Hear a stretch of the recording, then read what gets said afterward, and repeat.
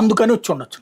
Sir నిజంగా అంటే overall గా చూసుకుంటే ఒక 14% ఓటింగ్ అయితే విజయ్కి వస్తుంది అనేది, ఒకవేళ గెలిచినా గెలవకపోయినా ఏది ఉన్నా సరే, అంటే ఆ స్థాయి ఉంటుందా? ఎందుకంటే ఇక్కడ ఆంధ్రాతో పోలిస్తే ఎక్కువ స్థానాలు, 234 స్థానాలు తమిళనాడులో, 14% ఓటు బ్యాంక్ దక్కించుకునే అంతగా ఉంటుందా కొత్త పార్టీకి?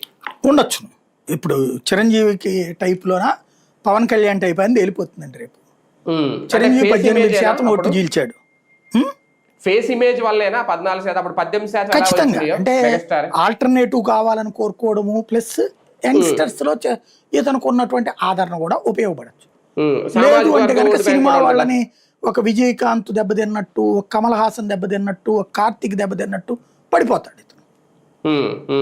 కమల్ హాసన్ కిందసారి 2.5% ఓట్లు వచ్చినాయి. విజయకాంత్ కి అప్పుడు 9-10% వచ్చినాయి ఓట్లు, కానీ ఒకటే సీటు గెలిచాడు అతను. అట్లా ఏమైనా జరగచ్చు అన్నమాట. అంటే తమిళనాడులో కూడా ఆంధ్ర లాగే కుల ఓట్లు, కుల రాజకీయాలు వన్ సైడ్ తీసుకోవడం ఇలాంటివి ఉంటాయి. అయితే మనకు ఇక్కడ కులపెచ్చలో మనకి ఇక్కడ కమ్మ, కాపు, రెడ్డి ఇట్లాగా ఉన్నాయి. అక్కడ అట్లా మెయిన్ ఈ 3 ఉంటది. అక్కడ అట్లా కాదు. ఒక రకంగా చెప్పాలంటే దళిత బడుగు బలహీన వర్గాలు ఒకవైపు, ఓసీస్ ఇంకొక వైపు ఉండేటటువంటి సిచ్యువేషన్ అక్కడ. ఈ దళిత బడుగు బలహీన వర్గాలు డిఎంకేకి కాస్త పొట్టిగా ఉంటారు.